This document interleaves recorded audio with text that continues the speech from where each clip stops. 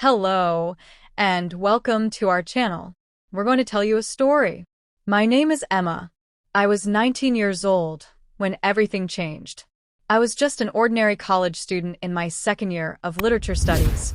I loved books, poetry, and daydreams, especially about fairy tale love. But I never expected my life to turn into one.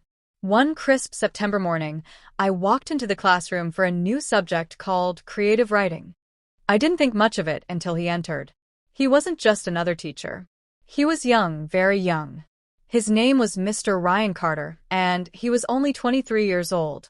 He looked more like a movie actor than a teacher, tall, with dark brown eyes, a gentle voice, and a smile that made my heart skip a beat.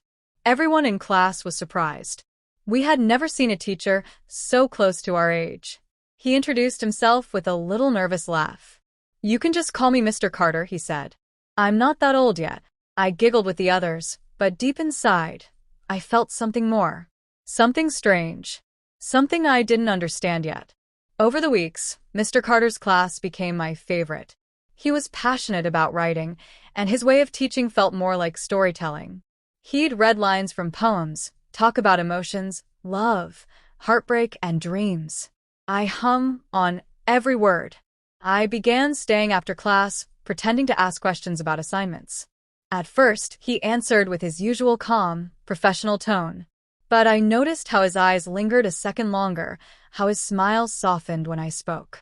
Still, he kept things proper. He was my teacher, after all. One day, I submitted a short story for homework. It was a story about a girl who falls in love with someone she's not supposed to. I wrote it with every emotion I had, pouring my secret feelings into every word. The next day, he handed back the assignment with a comment written in red ink.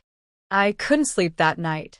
One Friday afternoon, as the rain tapped softly on the classroom windows, I stayed behind again. "Do you really think I can be a writer?" asked, looking into his eyes.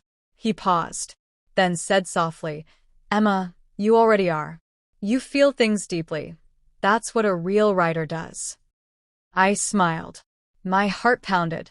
It was the first time he said my name like that, like it meant something more. Then he added, "But be careful.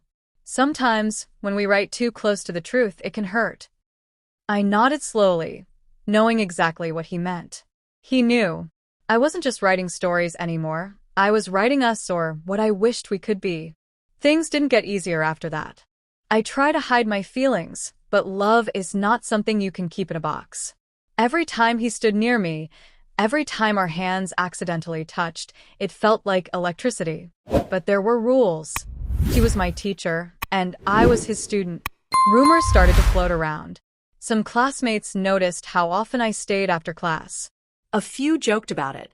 I laughed it off, but inside, I was scared. Scared of what people might say, and scared of what might happen if I confessed everything. Then came the school's annual writing competition. Mr. Carter encouraged everyone to join. "Write something personal," he said. "Something that matters to you." I knew what I had to do. I wrote a story called The Forbidden Feeling. It was raw, emotional, and full of truth. I didn't mention names, but anyone who read it could feel the weight of the love I was hiding. I wasn't sure whether to submit it, but I did. A week later, I was called to the teacher's lounge. Mr. Carter was there, holding my story. Thumbs up, light skin tone. "I read your piece," he said quietly. "It was powerful." I looked away. "It's just a story." He stepped closer. "Is it?" Silence. Then he said the words that changed everything. "Emma, you're not alone in your feelings." My heart raced.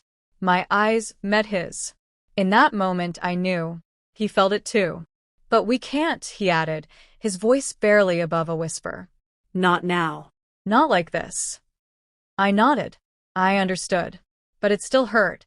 We stood in that quiet room, neither of us moving. Then he gently handed back the paper and whispered, "One day." And with that, he walked away. After that day in the teacher's lounge, everything felt different. Mr. Carter, Ryan, knew the truth. He didn't deny it. He didn't push me away. But he also didn't cross the line. For the rest of the semester, we both tried to act normal. I still attended every class. I still stayed behind sometimes, but we kept things polite, careful, distant, but only on the outside. Inside, my feelings were louder than ever. One afternoon, I saw him sitting in the school garden alone, reading one of my stories again. He didn't see me, but the way he read it, his eyes slow, thoughtful, touched, told me everything I needed to know. He was feeling it too.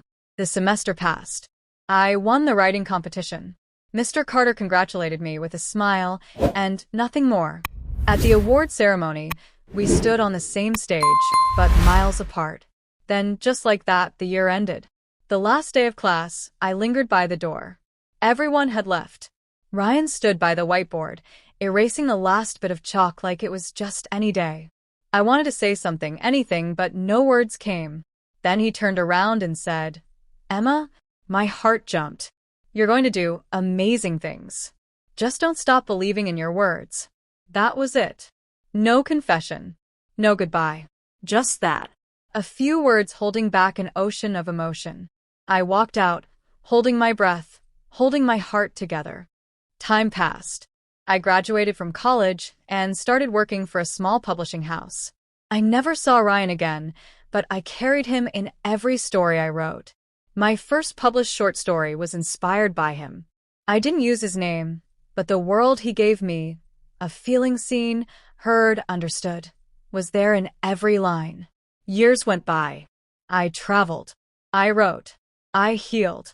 But I never forgot. Then one day, at a local book event, I was invited to speak on a panel about storytelling and emotion.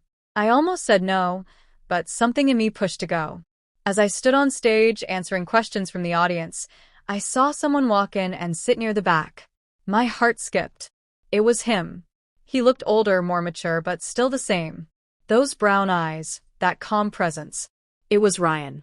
After the event, I walked outside, pretending not to notice him. But as I reached the parking lot, I heard a familiar voice behind me. "Emma." I turned around. He was smiling. Not the nervous smile from years ago. A real one. Warm. Honest. "You were amazing," he said. "You've become everything I knew you would be." I laughed nervously. "And you're still teaching?" He nodded. "And still reading your stories." We stood there for a moment, years of silence melting between us. Then I asked, "Why now?" He took a deep breath. "Because now we're just two adults. No more teacher. No more student. Just two people who once shared something unfinished." I stared at him, unsure of what to say. The memories flooded back. All the unsaid words, the longing, the quiet understanding. He continued, "Emma, I didn't forget you. I couldn't, but I had to wait. For you. For the right time." Tears filled my eyes. "This is the right time?" "I hope so," he said softly. "Unless you've already moved on." I shook my head slowly. "I wrote you in every story I ever published." He smiled. "Then maybe our story still has a few chapters left." We didn't rush. We took our time. Coffee turned into conversations. Conversations turned into walks. Walks turned into laughter. The connection was still there, but now it was real. Mature. Free from boundaries. A year later, Ryan came to my book launch.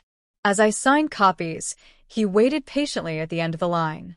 When I finally reached him, he handed me a small notebook, my old story, The Forbidden Feeling. He had kept it all this time. Inside was a message. The forbidden is no longer forbidden. Let's begin again, page 1. And he signed it not as Mr. Carter, but just Ryan. That night, under a sky full of stars, he took my hand. "Emma," he whispered, "this time, we don't have to hide." And I knew I had waited not just for a man, but for the right moment. And it had finally arrived. I hope you enjoyed this story. Have you ever experienced? Share your stories with us in the comments below. Don't forget to like and subscribe for more stories and adventures. Thanks for watching, and we'll see you in the next video.